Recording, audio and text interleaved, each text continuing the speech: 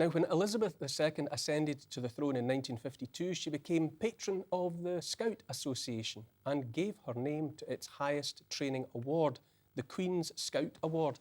I'm joined now by Andrew Thorp, who is a Queen's Scout and met Her late Majesty.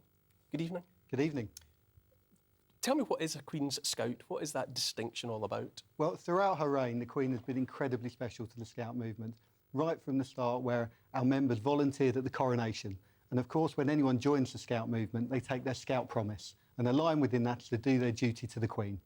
And then the highest award, as you just said in Scouting, the highest award for duty and service, skills and adventure is the Queen Scout Award. And I was lucky enough to get my Queen Scout Award in 2005.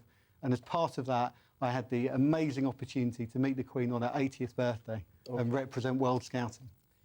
What was that encounter like? It was incredibly special, and much as lots of people have said over the last few days, the thing that really sticks with me was that she didn't want the attention to be on her. She wanted it all to be about the Scout movement, hear all about how we were growing, our membership, all of the skills young people were learning. And it really was about putting us at ease, making our movement at the centre of that moment and helping to shine a spotlight on us.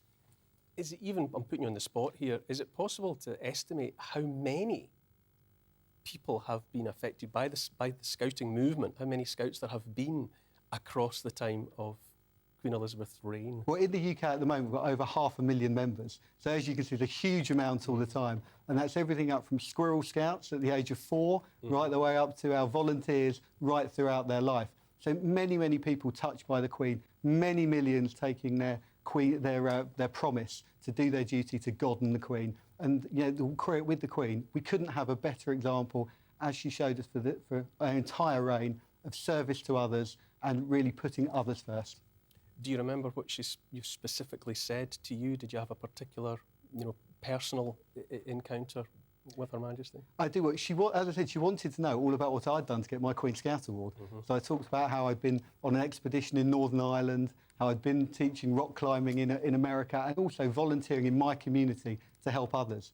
And that was the real thing she wanted to know about. She wanted to know what was happening in our community, what we'd been doing to support others, and all of the skills that we'd developed. And as I said, it was all about finding out about us, and that's the thing that really stuck with me. Will there be a continuity? Will there now be King's Scouts? Well, indeed, there will be King Scouts, and on Friday, our promise changed to do your duty to the King, and we go forward from strength to strength, and we really hope that young people will continue to be inspired to take that forward and become some of the King Scouts. To what extent, in this modern era, within the Scouting movement, are the Scouts reminded of the role of the monarch in the association? Is it still about acknowledging the monarch above all? It really is, because, as I said, when you take your promise, which every young person does and every adult when they join, you're really reminded, because it's about doing your duty to the monarch.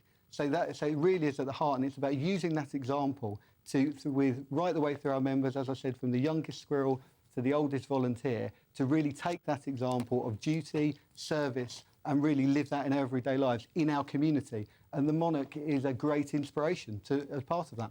What do you think it is that keeps you say there's 500,000 in the movement at the moment. What is the continuing appeal that transcends time? It's been going for such a long time now, generation after generation. What's the continued appeal? Well, the thing is, we're the Scout movement, and we continue to move with the times. And it's about staying relevant, staying modern, teaching young people those all-important skills for life, which help them to reach their own potential, whether that's team-building skills, confidence to deal with difficult situations, standing up, giving a speech, or how to put a tent up, really practical skills.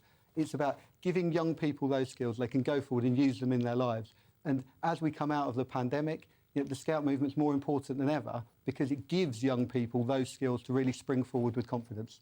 How many Queen's Scouts, King's Scouts are there at any given moment? So each year, approximately 300 young people achieve that highest award. And as I say, it's a really hard thing to do, because you have to do volunteering for a period of 18 months, give to your community, learn a new skill, go on an expedition, have an adventure. So it's about giving young people a rounded experience to really help them develop. Excellent stuff. Well, I am absolutely certain that with King Charles, that connection between the movement and the monarchy will continue, and you're an excellent representative and spokesperson for that movement. Thanks very much.